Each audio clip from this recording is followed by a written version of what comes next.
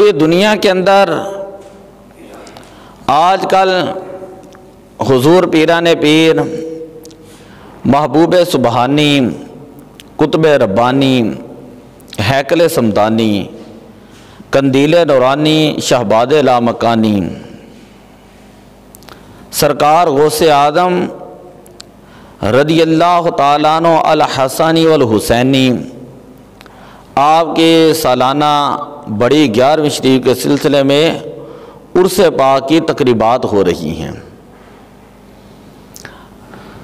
حضور غوث پاک رضی اللہ تعالیٰ عنہ کے بارے میں شیخ سعدی رحمۃ اللہ تعالیٰ علیہ فرماتے ہیں کہ غوث اعظم درمیان اولیاء، غوث اعظم درمیان اولیاء، کہ غوث پاک رضی اللہ تعالیٰ عنہ آپ اولیاء اکرام کے درمیان ایسے ہیں چو محمد درمیان انبیاء، جس طرح نبی اکرم صلی اللہ علیہ وسلم انبیاء علیہم الصلاۃ والسلام کے درمیان ہیں۔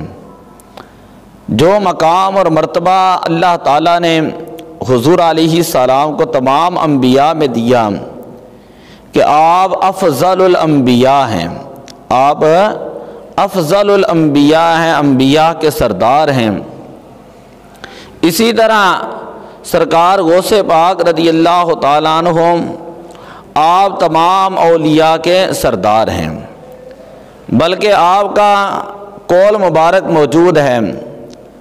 آپ فرماتے ہیں قدمی ہادہ علی رقبۃ کل ولی اللہ، کہ میرا یہ قدم ہر ولی کی گردن کے اوپر ہے، میرا یہ قدم ہر ولی کی گردن کے اوپر ہے۔ بے شمار اولیاء کرام جو ہیں انہوں نے آپ کی تعریفات کے اندر کلمات ادا فرمائے۔ ایک مرتبہ غوث پاک رضی اللہ تعالیٰ عنہ کے والد گرامی ایک نہر کے کنارے پر عبادت کر رہے تھے۔ آپ نے دیکھا کہ نہر سے ایک سیب آ رہا ہے، انہوں نے وہ سیب اٹھایا اور وہ سیب کھا لیا۔ غوث پاک رضی اللہ تعالیٰ عنہ کے والد کا نام تھا شیخ ابو صالح موسیٰ، دوست جنگی آپ کا لقب تھا۔ جب انہوں نے وہ سیب کھا لیا تو پھر بعد میں خیال آیا کہ یہ سیب تو میں نے مالک کی اجازت کے بغیر ہی کھا لیا ہے، مالک کی اجازت لینی چاہیے تھی۔ تو جس طرف سے پانی آ رہا تھا اسی طرف جو ہے وہ چلنا شروع کر دیا۔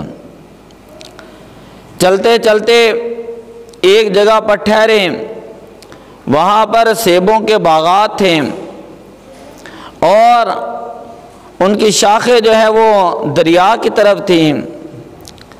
آپ وہاں پر ٹھہر گیا، آپ نے کہا کہ یہاں سے ہی سیب گیا ہوگا۔ آپ نے باغ کے مالک کو بلایا، وہ باغ کا مالک اس کا نام تھا عبداللہ صومعی رحمۃ اللہ تعالی علیہ۔ جب ان کو بلایا اور آپ نے فرمایا کہ یہ سیب ہے، یہاں سے گرا اور پانی میں چلتا ہوا جا رہا تھا، میں نے اس کو اٹھا کر کھا لیا، تو میں نے آپ کی اجازت کے بغیر کھایا ہے، تو کیا اس پر مجھے معافی مل سکتی ہے؟ تو وہ جو باغ کا مالک تھا وہ بھی اللہ کے ولی تھے۔ ولی را ولی میں شناسن، ولی کا ولی کو ہی پتہ ہوتا ہے۔ اب انہوں نے کہا کہ یہ میں آپ کو معافی دوں گا لیکن 2 شرطوں کے اوپر، 2 شرطوں کے اوپر آپ کو معافی دوں گا۔ پہلی شرط یہ ہے کہ میری ایک بیٹی ہے۔ پہلی شرط یہ تھی کہ انہوں نے کہا کہ میرا یہ باغ ہے، اس باغ کی تم نے جو ہے وہ نگرانی کرنی ہے۔ غوث پاک رضی اللہ تعالیٰ عنہ کے والد گرامی اس باغ کی نگرانی کرنے لگے، کھیتی باڑی کرنے لگے اور پانی دینے لگے۔ ایک مقررہ مدت تک آپ نے یہ کام کیا، پھر دوسرے نمبر پر مالک کہنے لگا کہ اب میں آپ کو معافی تب دوں گا جب میری ایک بیٹی ہے اور اس کے ساتھ آپ نے شادی کرنی ہے۔ وہ بیٹی ایسی ہے کہ نہ وہ آنکھوں سے کچھ دیکھ سکتی ہے، نہ ہی کانوں سے کچھ سن سکتی ہے، نہ ہی پاؤں سے وہ چل سکتی ہے۔ آپ نے کہا کہ مجھے یہ منظور ہے۔ حالانکہ ایک طرف سیب تھا، دوسری طرف پوری زندگی کا مسئلہ تھا، لیکن اللہ تعالیٰ سے ڈرتے تھے۔ آپ نے کہا مجھے یہ بات منظور ہے۔ تو سرکار غوث پاک رضی اللہ تعالیٰ عنہ کے والد گرامی، ان کا جب نکاح ہوا اور وہ کمرے کے اندر گئے تو وہاں پر کیا دیکھتے ہیں کہ ایک انتہائی حسین و جمیل عورت وہاں پر بیٹھی ہے۔ اسی وقت باہر آ گئے، آپ کے سسر سامنے ملے، وہ کہنے لگے کہ یہی تمہاری بیوی ہے۔ غوث پاک رضی اللہ تعالیٰ عنہ کے والد گرامی کہنے لگے آپ نے تو یہ کہا تھا کہ وہ آنکھوں سے اندھی ہے۔ آنکھوں سے کیا ہے؟ اندھی ہے۔ زبان سے وہ گونگی ہے، کانوں سے وہ بہری ہے، اور جو ہے وہ پاؤں سے اپاہج ہے، وہ کہیں چل نہیں سکتی۔ میں شاید کہیں غلط جگہ پر آ گیا۔ انہوں نے کہا کہ اس میری بات کا مطلب یہ تھا کہ آج تک میری بیٹی نے اپنی آنکھوں کے ساتھ کبھی کسی غیر محرم مرد کو نہیں دیکھا، غیر محرم مرد کو نہیں دیکھا۔ عمر بھائی سفل ہو تو بچھا دیں۔ کبھی غیر محرم مرد کو نہیں دیکھا، کتنی بڑی بات ہے یہ۔ آج کل تو یہ ہے کہ حال ہی کوئی نہیں ہے۔ پھر کہا کہ اپنے کانوں سے کبھی غیر محرم مرد کی آواز نہیں سنی۔ ذرا غور کریں، اپنے کانوں سے کبھی غیر محرم کی آواز نہیں سنی۔ آج کل تو ماحول ہی بدل گیا ہے کہ جب تک گانے نہ سن لیں ان عورتوں کو جو ہے رات کو نیند نہیں آتی، غیر محرم لوگوں کے گانے جو ہے وہ سنتی ہیں۔ تو اسی طرح کہا کہ جب میں نے یہ کہا تھا کہ یہ زبان سے گونگی ہے، کبھی آج تک اس نے غیر محرم سے بات نہیں کی، کبھی آج تک اس نے غیر محرم سے بات نہیں کی۔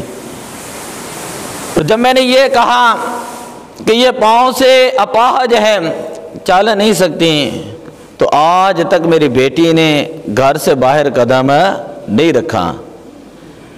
مجھے غوث پاک رضی اللہ تعالیٰ عنہ کے بے شمار کرامات آتی ہیں، لیکن ذرا یہ غور کریں کہ آپ کے والد گرامی کا تقویٰ ذرا دیکھیں کہ ایک سیب کی معافی کے لیے کہاں پر گئے ہیں، اور باغ کے مالک نے جب آپ کو دیکھا تو پتہ چل گیا کہ یہ بندہ جو ہے کوئی اللہ کا ولی ہے، کہ ایک سیب کھایا اس کی معافی کے لیے آیا ہے، اور اس نے آگے شرط رکھ دی میری بیٹی کے ساتھ نکاح کرنا ہے۔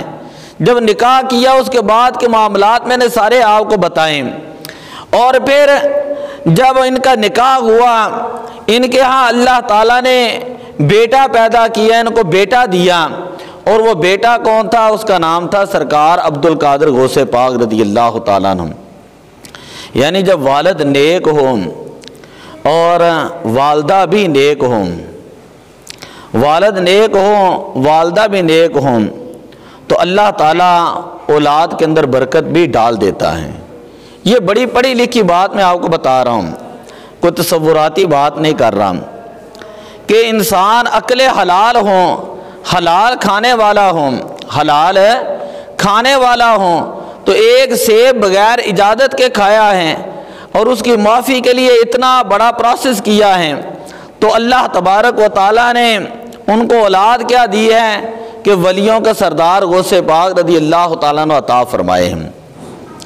غوث پاک رضی اللہ تعالیٰ جب پیدا ہوئے، ایران کا شہر ہے جیلان، اس کو فارسی کے اندر گیلان کہتے ہیں، اسی طرح غوث پاک کو گیلانی کہتے ہیں۔ جب آپ پیدا ہوئے تو رمضان المبارک کا مہینہ تھا اور آپ جو ہے وہ دن کے وقت اپنی والدہ کا دودھ نہیں پیتے تھے۔ لوگوں کو چاند کے بارے میں شک ہوا کہ پتہ نہیں یہ رمضان کا چاند نظر آیا ہے کہ نہیں آیا۔ لوگ جو ہے یہ سیدوں کے گھر میں آ گئے اور آ کر پوچھا کہ چاند نظر آیا کہ نہیں آیا۔ غوث پاک کے جو والد تھے انہوں نے آپ کی والدہ سے پوچھا، انہوں نے کہا کہ یہ جو بیٹا ہے اس نے آج سارا دن دودھ نہیں پیا، تو اس کا مطلب یہ ہے کہ آج یکم رمضان ہے، آج یکم رمضان ہے کہ رمضان کے احترام کے اندر آپ نے بچپن کے اندر دودھ نہیں پیا۔ یہ یاد رکھے غوث پاک رضی اللہ تعالیٰ کے جو والد تھے نا وہ حسنی سید تھے اور آپ کی جو والدہ تھی وہ حسینی سید تھیں۔ تو جب حسنی اور حسینی ہو تو اسے کہا جاتا ہے نجیب الطرفین۔ کیا کہتے ہیں؟ نجیب الطرفین کہا جاتا ہے۔ تو آپ حسنی اور حسینی کیا تھے؟ سید تھے۔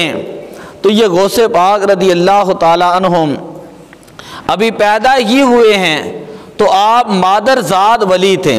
آپ مادر زاد کیا تھے؟ اللہ کے ولی۔ ایک ولی وہ ہوتا ہے کہ بندہ دنیا کے اندر آتا ہے، آ کے عبادات کرتا ہے اور کسب کرتا ہے، محنت کرتا ہے، ریاضت کرتا ہے، پھر اللہ تعالیٰ آپ کو جو ہے محنت کرنے کے بعد اللہ تعالیٰ کسی بندے کو ولایت عطا کرتا ہے۔ محنت کرنے کے بعد اللہ تعالیٰ کسی بندے کو ولایت عطا کرتا ہے۔ لیکن غوث پاک رضی اللہ تعالیٰ عنہ آپ جو ہے وہ پیدائشی ولی تھے۔ آپ کیا تھے؟ پیدائشی ولی۔ آپ نے تھوڑا سا میرے ساتھ دینا ہے۔ غوث پاک رضی اللہ تعالیٰ عنہ جس وقت پڑھنے کے لیے گئے تو آپ نے ایک نہیں، دو نہیں، تین نہیں، چار نہیں، پورے 15 سپارے پہلے دن استاد پاک کو سنائے۔ استاد نے کہا بیٹا پڑھو بسم اللہ الرحمن الرحیم۔ آپ نے بسم اللہ شریف پڑھی اور اس کے بعد زبانی جو ہے سورہ فاتحہ پڑھی، زبانی سورہ بقرہ پڑھی، زبانی سورہ آل عمران پڑھی، سورہ نساء پڑھی، سورہ معاہدہ پڑھی۔ یعنی ایک نہیں، دو نہیں، تین نہیں، چار نہیں، بلکہ 15 سپارے آپ نے اپنے استادوں کو سنائے۔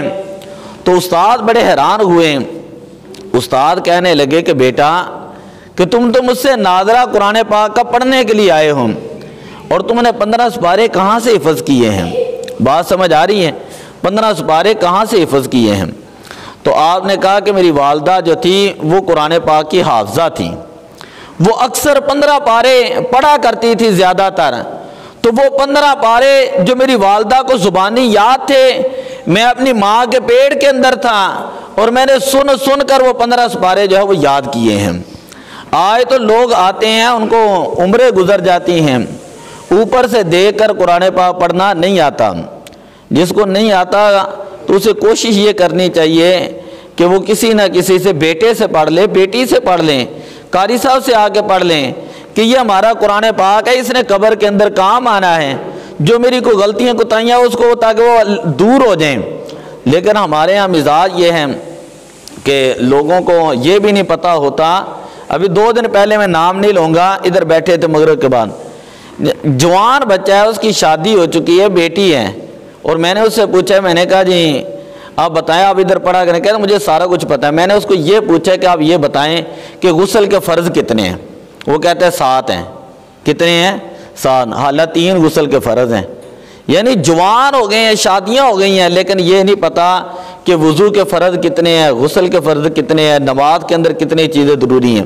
اور میں مغرب کے بعد ادھر بیٹھ کے دیکھتا ہوں کہ کون آئے اور یہاں پر آ کر پڑھ جائیں۔ 2-4 چھوٹے چھوٹے بچے ہوتے ہیں، وہ یہاں پہ قرآن پاک پڑھنے کے لیے آتے ہیں، اور جیسے نماز پڑھ کے ہم باہر جاتے ہیں گیموں کی طرح جاتے ہیں۔ اب یقین کریں کہ 1-2 نہیں، وہاں پر 20-30-40 لڑکے گیموں کے اندر ہوتے ہیں۔ یعنی ہماری نوجوان نسل صحیح ٹھیک ٹھاک ہے۔ تو آج ضرورت ہے ہمیں، اگر ہم یہ کہتے ہیں نا کہ غوث پاک کو ماننے والے ہیں، الحمدللہ ماننے والے ہیں، اور پیروں فقیروں کو ماننے والے ہیں، ولیوں کو ماننے والے ہیں، اگر ماننے والے ہیں تو پھر اس طرح کھانے کی حد تک نہ رکھیں کہ ان کی 11ویں شریف بنائی کھا لی اور چلو ٹھیک ہے جی ہم 11ویں شریف دلاتے ہیں، بلکہ یہ دیکھیں کہ غوث پاک رضی اللہ تعالیٰ عنہ کی تعلیمات کیا تھیں۔ غوث پاک رضی اللہ تعالیٰ عنہ کی تعلیمات کیا تھیں؟ ولیوں کے اندر میں نے آپ کو مقام بتایا کہ آپ ولیوں کے سردار ہیں اور آپ ایک بہت بڑے مدرس تھے۔ 40 سال تک آپ نے قرآن پاک کو پڑھایا، حدیث پاک کا درس دیا، فقہ کو پڑھایا اور اصول فقہ کو پڑھایا، یعنی قرآن و حدیث کا آپ نے 40 سال درس دیا ہے۔ 40 سال تک آپ پڑھاتے رہے، ایک بے مثال عالم تھے اور مفتی تھے اور مدرس تھے۔ اور اس سے بڑھ کر یہ کہیں، یہ نہیں کہ دن کو پڑھایا رات کو سو گئے ہیں۔ آپ کتابیں اٹھا کر دیکھیں، 40 سال تک عشاء کے وضو کے ساتھ آپ نے فجر کی نماز ادا فرمائی ہے۔ عشاء کے وضو کے ساتھ فجر کی نماز ادا کی ہے۔ ہمارے لیے عشاء پڑھنی مشکل ہو جاتی ہے۔ یقین کرے کبھی کبھی میں مصلی پہ رات کو اسی مسجد میں بیٹھا ہوتا ہوں، کوئی ایک بندہ وہ بالکل ٹائم ہو جاتا ہے، کبھی 1 آ گئے، کبھی 2 آ گئے، کبھی 3 آ گئے، کبھی 4، کبھی 5۔ میں آپ کو حالات بتا رہا ہوں کہ اتنے خطرناک حالات ہیں۔ اور ہم کیا کہتے ہیں جی ہم سنی ہیں۔ الحمدللہ ہم سنی ہیں، حنفی ہیں، بریلوی ہیں، اس کے اندر کوئی شک نہیں۔ لیکن یہ یاد رکھیں کہ حضور علیہ الصلوۃ والسلام نے اپنی بیٹی حضرت سیدہ فاطمہ الزہرا رضی اللہ تعالیٰ عنہ سے فرمایا تھا، حالانکہ کتنا مقام ہے لیکن تعلیم امت کے لیے فرمایا تھا کہ اے میری بیٹی لوگ عمل لے کر آئیں اور تم نے فقط نسب لے کر نہیں آنا۔ یہ تعلیم امت کے لیے، وہاں پر تو گناہ کا شائبہ بھی موجود نہیں، گناہ کی نسبت کرنا بھی حرام ہے وہاں پر تو، لیکن کتنی شان اور کتنا مقام ہے۔ تو آج ہم حضور علیہ السلام کے امتی کہلاتے ہیں۔ تو غوث پاک رضی اللہ تعالیٰ عنہ کی والدہ نے آپ کو پڑھنے کے لیے جب بھیجا تو بغداد اس وقت جو ہے یہ ایک بہت بڑا علمی مرکز تھا۔ آپ پڑھنے کے لیے جب تشریف لے جانے لگے تو آپ کی والدہ نے جب آخری گفتگو کی تو کہا کہ بیٹا میرے پاس 40 دینار ہیں، یہ دینار تمہاری میں صدری کے اندر بغل کے نیچے سی دیتی ہوں۔ اور مولانا عبد الرحمن جامی رحمۃ اللہ تعالی علیہ آپ نے اس واقعے کو فارسی کے اندر نقل کیا ہے، یقین کریں۔ تو جس وقت آپ جا رہے تھے تو والدہ نے آخری جملہ فرمایا کہ بیٹا کبھی جھوٹ نہیں بولنا، ہمیشہ سچ بولنا۔ یہ آپ نے واقعہ سنا ہوگا بچپن سے، یہ واقعہ آپ گئے ہیں، ڈاکو مل جاتے ہیں اور ایک آگے پوچھتا ہے تمہارے پاس کیا ہے، آپ کہتے ہیں کہ 40 دینار ہے، چھوڑ کے چلا جاتا ہے۔ دوسرا آتا ہے، تیسرا آتا ہے، چوتھا آتا ہے، آخر کار وہ لوگ اپنے سردار کے پاس لے جاتے ہیں، کہتے ہیں کہ سارا قافلہ ہم نے لوٹ لیا ہے، یہ چھوٹا سا بچہ ہے اور یہ کہہ رہا ہے میرے پاس 40 دینار ہیں، ہمیں ان کی بات کے اوپر یقین نہیں آ رہا۔ تو ڈاکوؤں کا سردار کہنے لگا اے بچے سچ بتاؤ کہ تمہارے پاس کیا ہے؟ آپ نے فرمایا میرے پاس 40 دینار ہیں، اور فرمایا یہ میری صدری ہے اور بغل کے نیچے میری والدہ نے اس کو سی دیا تھا۔ وہ ڈاکوؤں کا سردار جب وہ دینار دیکھتا ہے تو وہ حیران ہو جاتا ہے۔ وہ کہتے ہیں بچے تم اپنے یہ پیسے بچا سکتے تھے، جھوٹ بھی بول سکتے تھے، تم نے سچ کیوں بولا؟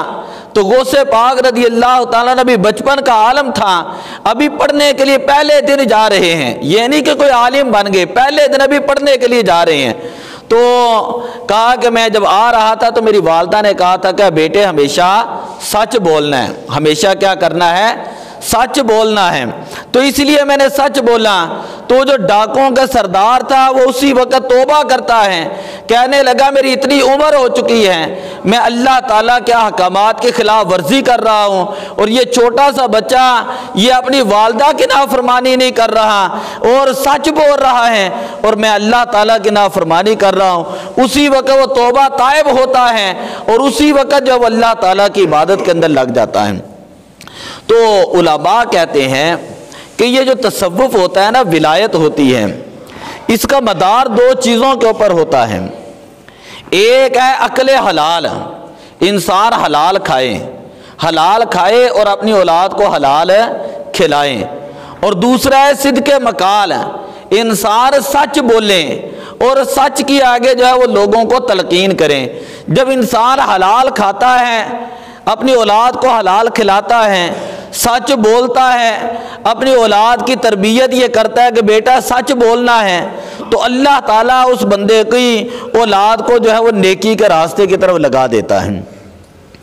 سرکار غوث پاک رضی اللہ تعالیٰ عنہ ایک قصیدہ غوثیہ ہے، مجھے زبانی ویسے یاد ہے عربی کا، قصیدہ غوثیہ سکان الحب کا سات الوصالی، اس قصیدے کے اندر ایک شعر فرماتے ہیں درست العلم حتی صرت کتبا، میں نے علم پڑھا یہاں تک کہ اللہ تعالیٰ نے مجھے کتب کا مقام عطا فرما دیا۔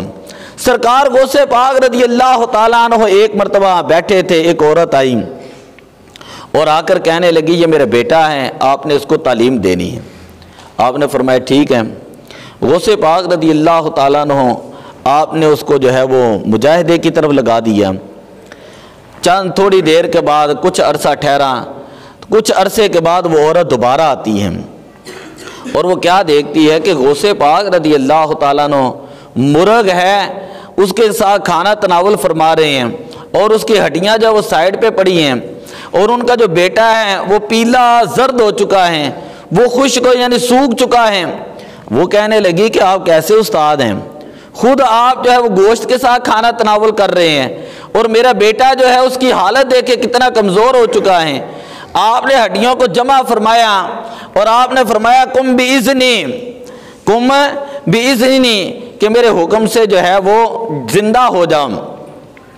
تو اسی وقت ہڈیاں جو ہے وہ مرغی یعنی مکمل جمع ہو جاتی ہیں اور مکمل جانور بن کر یعنی مرغی بن کر جو وہ زندہ ہو جاتی ہیں۔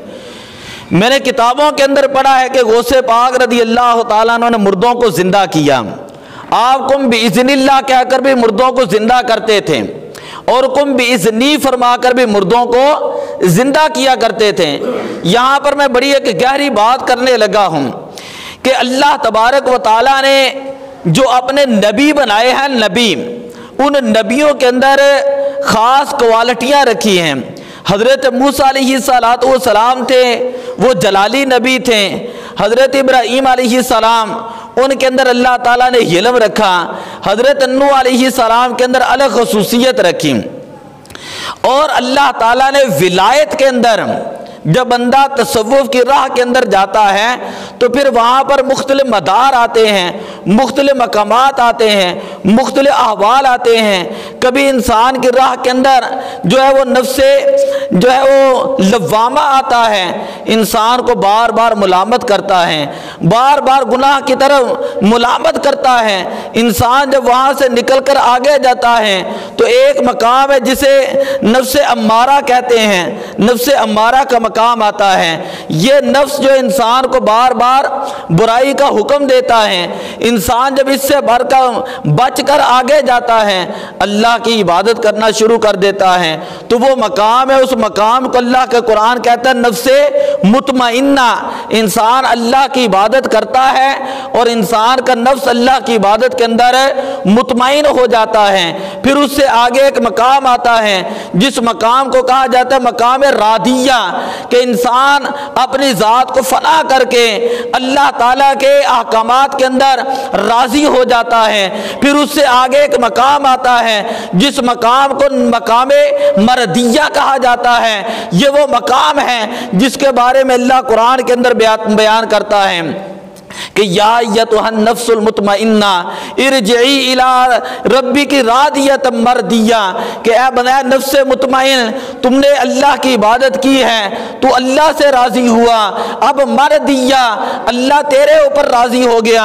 یہ جب بندہ ولایت کے اندر مقامات طے کرتا ہے تو علماء یا بزرگ جو ہے موجود ہیں، ان کو پتہ ہے کہ اللہ تعالیٰ مختلف ولیوں کو مختلف نبیوں کے قدموں کے تحت فیض عطا فرماتا ہے۔ کسی ولی کو حضرت موسیٰ علیہ السلام کے قدم کے تحت فیض ملتا ہے، یعنی جب انسان ذو قلب نفس خفی اور اخفا ان کے مقام طے کر رہا ہوتا ہے تو ہر لطیفے کو کسی نہ کسی نبی کے قدم کے تحت فیض مل رہا ہوتا ہے، کہ جس کو حضرت موسیٰ علیہ السلام کے قدم سے فیض ملتا ہے وہ ولی، اور وہ ولی وہ جلالی کیفیات اس کے اندر ہوتی ہے۔ جس کو حضرت ابراہیم علیہ السلام کے قدم سے فیض ملتا ہے اس کے اندر جو کیفیات آتی ہیں وہ حضرت ابراہیم علیہ السلام کے جو معجزات تھے ان کا جو ہے وہ رنگ جو ہے وہ نظر آتا ہے، اس ولی سے ویسی ہی کرامتیں ظاہر ہوتی ہیں۔ اور حضور علیہ الصلوۃ والسلام کو جس ولی کو حضور علیہ الصلوۃ والسلام سے فیض ملتا ہے تو اس بندے کے اندر نبی پاک صلی اللہ علیہ وسلم کے جتنے معجزات ہیں ان معجزات کا رنگ جو ہے وہ نظر آتا ہے، اور اس کی جو کرامات ہیں وہ ویسی ہی کرامتیں ظاہر ہوتی ہیں جیسی حضور علیہ الصلوۃ والسلام کے معجزات تھے۔ نبی اکرم صلی اللہ علیہ وسلم کے شہزادے حضرت حضور پیران پیر محبوب سبحانی، قطب ربانی، ہیکل سمدانی، قندیل نورانی، شہباد لامکانی، سرکار غوث اعظم الحسنی والحسینی، جب آپ نے سارا کچھ پڑھ لیا، دوپہر کا وقت تھا، مسجد کے اندر آرام کر رہے تھے، سرکار نبی پاک صلی اللہ علیہ وسلم تشریف لائے، ظہر کی نماز کے بعد کا وقت تھا، ساتھ حضرت علی المرتضیٰ رضی اللہ تعالیٰ عنہ تھے۔ حضور علیہ الصلوۃ والسلام نے فرمایا کہ اے میرے شہزادے، اے عبد القادر، اٹھ اور لوگوں کو واعظ کیا کر، تو تبلیغ کیوں نہیں کرتا؟ عرض کی یا رسول اللہ میں اجمی ہوں۔ میں کیا ہوں؟ ایران کے رہنے والے تھے نا۔ کہا کہ یا رسول اللہ میں اجمی ہوں، اور یہ عراق کے لوگ، بغداد کے لوگ ہیں، یہ عربی لوگ ہیں، میں ان کے سامنے کیسے جو ہے وہ واعظ کروں؟ حضور علیہ الصلوۃ والسلام نے فرمایا کہ اپنا منہ کھولو۔ جس وقت غوث پاک رضی اللہ تعالیٰ منہ کھولا تو نبی پاک صلی اللہ علیہ وسلم نے غوث پاک کے منہ کے اندر 6 مرتبہ اپنا لعاب دہن ڈالا۔ کتنی مرتبہ؟ 6 مرتبہ۔ پھر اس کے بعد حضرت علی المرتضیٰ سے فرمایا کہ آپ اپنا لعاب غوث پاک کے منہ کے اندر ڈالیں۔ جس وقت انہوں نے جو لعاب ڈالا تو انہوں نے ادب کی وجہ سے نبی پاک صلی اللہ علیہ وسلم نے 7 مرتبہ لعاب دہن ڈالا تھا، اور حضرت علی المرتضیٰ نے 6 مرتبہ لعاب دہن ڈالا تھا۔ ذرا تھوڑی سی غلطی ہے کہ نبی پاک صلی اللہ علیہ وسلم نے 7 مرتبہ لعاب دہن ڈالا، اور حضرت علی المرتضیٰ رضی اللہ تعالیٰ نے 6 مرتبہ غوث پاک رضی اللہ تعالیٰ نے منہ کے اندر لعاب ڈالا، ادب کی وجہ سے، حضور سے ادب کی وجہ سے۔ پھر اس کے بعد غوث پاک رضی اللہ تعالیٰ نے فرماتے ہیں کہ اگر میں اپنے راز ان پہاڑوں کے اوپر ڈالوں تو یہ پہاڑ ریزہ ریزہ ہو جائیں، ولو القیت سری علی میت، اگر میں اپنے راز مردوں کے اوپر ڈالوں، لقام بقدرت المولا تعالی، کہ آپ کو ڈائریکٹ فیض جو ہے وہ حضور علیہ السلام کے سینے سے ملا تھا، اور ڈائریکٹ فیض جو ہے حضرت علی المرتضیٰ رضی اللہ تعالیٰ عنہ کے سینے سے ملا تھا۔ اسی لیے بغداد کا منبر تھا، ایک مرتبہ تقریر کر رہے تھے، ایک چیل اوپر آ کر زور و شور کے ساتھ چلانا شروع کر دیتی ہے۔ آپ نے اسی وقت ہوا کو حکم دیا کہ یا ریح خذی ہادی الحدابۃ، کہ اے ہوا اس چیل کو پکڑ لیں اور اس کی گردن جدا کر دیں۔ جب وعظ ختم ہوا غوث پاک جانے لگے، راستے میں وہ چیل پڑی ہوئی تھے۔ آپ نے کہا کہ اسے کیا ہوا؟ لوگوں نے کہا حضور آپ نے خود ہی فرمایا تھا۔ آپ نے پھر دوبارہ ہوا کو حکم دیا، فرمایا قم باذن اللہ، کہ ہوا اس کو اللہ کے حکم سے زندہ کر دے۔ وہ چیل اسی وقت زندہ ہو کر چلنا شروع ہو جاتی ہے۔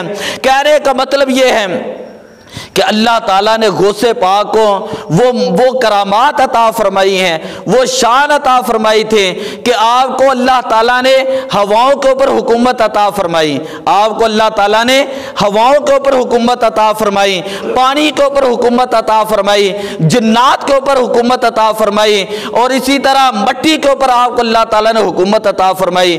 ایک مرتبہ وقت کا بادشاہ تھا، وقت کا بادشاہ آپ کے پاس آیا، مستعصم باللہ اس کا نام تھا، اور کہنے لگا کہ یہ میں آپ کی خدمت میں نا کچھ پیسے آپ کو میں دیتا ہوں، درہم اور دینار ہے، اشرفیاں ہیں۔ غوث پاک رضی اللہ تعالیٰ نے اس کو پکڑا، ذرا توجہ سے بات سننا۔ غوث پاک رضی اللہ تعالیٰ نے ساری اشرفیوں کی ہتھیلی اس طرح پکڑی، اور آپ نے اس طرح جو ہے اس کو نچوڑنا شروع کر دیا، اور وہاں سے خون نکلنا شروع ہو گیا۔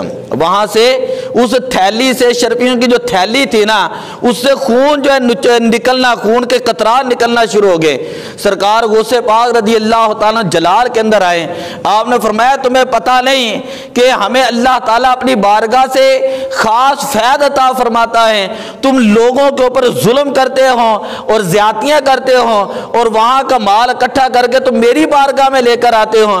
کہا اگر مجھے شریعت کا لحاظ نہ ہوتا تو یہ خون یہاں سے چل کر تیرے محلات تک چلا جاتا۔ فرمایا کہ غوث پاک رضی اللہ تعالیٰ عنہ کو اللہ تعالیٰ نے اپنا خاص قرب خاص عطا فرمایا ہے۔ ایک مرتبہ بھی عبادت کر رہے تھے، آپ عبادت کر رہے تھے تو آپ کے کان میں ایک عورت کے رونے کی آواز آئی۔ یہ واقعہ جو ہے بے شمار علماء نے نقل کیا ہے، بے شمار علماء نے، بے شمار۔ علامہ عبدالحق محدث دہلوی کو پڑھ کر دیکھ لیں، شاہ ولی اللہ کو پڑھ کے دیکھ لیں، دیوبندیوں کو پڑھ کے دیکھ لیں، ہر ایک نے اپنی کتابوں کے اندر یہ واقعہ نقل کیا ہے۔ عورت رو رہی تھی، آپ نے اپنے خادم سے پوچھا، شیخ محمد بن واقد، اس سے فرمایا کہ جا کے پوچھ کے آئیں کہ یہ کیوں رو رہی ہے۔ اس عورت نے کہا کہ آج سے 12 سال پہلے یہ دریا ہے اور یہاں سے گزر کر میرے بیٹے کی بارات دوسری طرف گئی تھی۔ آج 12 سال ہو چکے ہیں، جب بارات واپس آ رہی تھی نا، اس کی کشتی، دلہن، دولہا، بارات ساری جو ہے یہاں پر اسی دریا کے اندر جو وہ ڈوب گئی، غرق ہو گئی۔ تو میں ہر روز آتی ہوں اور یہاں پر آ کر تھوڑا سا روتی ہوں اور چلی جاتی ہوں۔ غوث پاک رضی اللہ تعالیٰ عنہ آپ نے تھوڑی دیر اللہ تعالیٰ کی بارگاہ کی طرف متوجہ ہوئے، استغراق کی کیفیت پیدا ہوئی۔ غوث پاک رضی اللہ تعالیٰ نے اللہ کی بارگاہ میں ہاتھ اٹھائیں اور فرمایا کہ اے اللہ اس عورت کے اوپر رحم فرما، اے اللہ اس عورت کے اوپر رحم فرما۔ تو اسی وقت وہ بارات جو ہے جہاں پر ڈوبی تھی وہیں سے دوبارہ نکلتی ہے۔ 12 سالہ ڈوبا ہوا بیڑا سرکار غوث پاک رضی اللہ تعالیٰ عنہ کے نگاہ ہو جاتی ہے۔ اسی لیے تو ہمارے علماء کہتے ہیں کہ سرکار غوث آدم نظر کرم خدا را، میرا خالی کاسا بر دو، میں فقیر ہوں تمہارا۔ تو سرکار غوث پاک رضی اللہ تعالیٰ عنہ کی دعا مبارک لگتی ہے اور ان کی توجہ ہو جاتی ہے۔ اللہ تعالیٰ 12 سالہ ڈوبے ہوئے بیڑے کو وہاں کشتی سمیت، بارات سمیت جو ہے وہاں سے تار دیتا ہے اور وہ بارات اسی طرح کنارے پر آتی ہے اور وہ بوڑھی عورت اپنے بیٹے کی بارات لے کر اپنے گھر میں چلی جاتی ہے۔ ہم نے غوث پاک رضی اللہ تعالیٰ عنہ کا نام ضرور لیتے ہیں پوری دنیا کے اندر۔ میں نے جو پڑھا ہے نا، پوری دنیا کے اندر 2 چیزیں جو ہیں وہ بڑی مشہور ہیں، اور جتنا 2 چیزوں کا ذکر ہوتا ہے اتنا شاید ہی کسی چیز کا ذکر ہو۔ ایک 1400 سال ہو چکے ہیں، حضرت امام حسین رضی اللہ تعالیٰ عنہ آپ کی شہادت مبارکہ پوری دنیا کے اندر آپ کا ذکر خیر ہوتا ہے، اور شہیدان کربلا کی بارگاہ میں نذرانہ عقیدت لوگ بڑی عقیدت کے ساتھ پیش کرتے ہیں۔ اور دوسرا غوث پاک رضی اللہ تعالیٰ عنہ کی 11ویں، یعنی اللہ تعالیٰ نے ایسی شہرت عطا فرمائی، ایسا مقام عطا فرمایا کہ پوری دنیا کے اندر، یہ نہیں کہ صرف پاکستان کے اندر یا ہندوستان کے اندر یا برصغیر کے اندر، بلکہ جس طرح مشرق کے اندر ہے اسی طرح مغرب کے اندر، یورپ کے اندر بھی سرکار غوث پاک رضی اللہ تعالیٰ عنہ کے ماننے والے موجود ہیں، اور آپ کی بارگاہ میں خراج عقیدت پیش کرنے کے لیے ہر ماہ جو ہے وہ 11ویں شریف کا ختم شریف جو ضرور دلاتے ہیں۔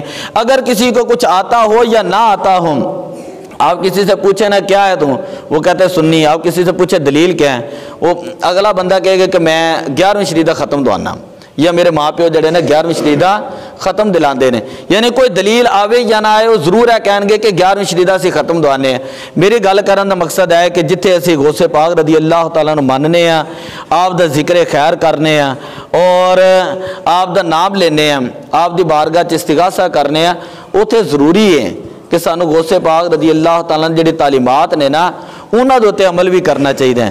دیگ پکا لینا آسان ہے، دیگ پکا لینا 10-12 ہزار روپیہ کوئی بندہ کہے گا کہ میں اپنی دیگ کر لینا، 2 کر لینا، لیکن اصل کام جڑا ہے نا نماز ہے، اصل کام ہے قرآن پاک، اصل کام ہے اللہ دے گھر نوں آباد کرنا، اصل کام ہے جڑا نا دین دے تے عمل کرنا، جدی وجہ تو اج غوث پاک رضی اللہ تعالیٰ نے اتنا مقام ملے ہے۔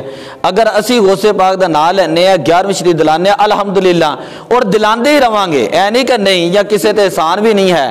یہ 11ویں شریف اس طرح ہی ہے کہ جس طرح غوث پاک رضی اللہ تعالیٰ عنہ دے جڑے منن والے سن وہ حضرات اور اج تک پوری دنیا دے اندر 11ویں شریف دا نام اس طرح منایا جاندہ، وہ کہندے نے کہ ہر مہینے گویا کہ غوث پاک عرس پاک ہے، گویا عرس پاک دے طور دے لوگ ہے کام کردے نے۔ تے اس واسطے میں کئی مرتبہ تے فجر ٹائم بھی درس دینا وا، مغرب ٹائم کئی مرتبہ میرا دل کر جاندا ہے، کدی شاہ ٹائم میں گل کر لینا، اور یقین کرو کہ دل بڑی تکلیف ہوندی ہے کہ اس مسجد دے اندر ویکھو نا اج جمعہ تے کنے لوگ آخر محلے دار ہی ہونا، کوئی باہروں تے نہیں آئے، کوئی اکا دکا کوئی باہروں ہون گے، لیکن نماز دا ٹائم ہوتا ہے تو 2 بندے کدی 4 بندے تو کدی 5 بندے بس. زہر ٹائم ویکھو تو 5-7 بندے ہون گے. عرصہ ٹائم ویکھو تو اکثر ہی اس طرح ہوتا ہے 3-4-5 بندے ہوندے نے بس. اے ویکھو ایڈی وڈی مسجد ہے, اللہ دا گھر ہے, ٹھیک ہے. انہوں اللہ تعالیٰ دے گھر نوں تسی بنایا ہے, تسی دی خدمت کیتی ہے, تسی دے تے نظرانے دیتے نے, چندہ دیتا ہے, تے اس واسطے انہوں آباد بھی تے تسی کرنا ہے نا. بچے چھوٹے چھوٹے نے جناب کی ہے جو فلاں باجی کو پڑھن جا رہا ہے, فلاں باجی کو پڑھن جا رہا ہے, فلاں باجی کو پڑھن جا رہا ہے. اسی پڑھان دے چ حرج نہیں ہے, لیکن بے نمازی بنن دے نے. صرف قرآن پڑھ لینا ہے تو نہیں نا کمال ہے کہ باجی کو جا کے قرآن پڑھ لے تو چلو ٹھیک ہے. جدو بچیاں نو کدی مسجد دا منہ ہی نہیں بہانا, نہ ماں پیو نے آنا ہے نہ کدی اگوں اولاداں نے آنا ہے, تو بچے وڈے ہو کے مسجد کس طرح آن گے تو کس طرح اللہ تعالیٰ دا گھر آباد ہوئے گا. اے یاد رکھو, اللہ تعالیٰ جس طرح ہر چیز دا حق ادا کردے ہو نا, اس طرح اللہ تعالیٰ دے گھر دا بھی حق ادا کریا کرو. گل سمجھ آئیے نا, اللہ دے گھر دا حق ادا کریا کرو. محلے والے نوں پوچھو نہیں دی, میں چاہواں نا 10 گھنٹے غوث پاک دی کرامتاں بیان کرانا, الحمدللہ میں مسلسل 10 گھنٹے غوث پاک دی کرامتاں بیان کر سکنا, لیکن نتیجہ کی نکلنا جدو کسی نے نماز ہی نہیں پڑھنی ہے. گل سمجھ آئیے نا. اس واسطے تسی محلے دار ہو, یہ تمہیں پوچھو نہیں جے قیامت والے دن کہ بھئی اللہ دا گھر سے تو تسی اللہ دا گھر دا حق ادا کیوں نہیں سی کردے, نماز کیوں نہیں پڑھتے.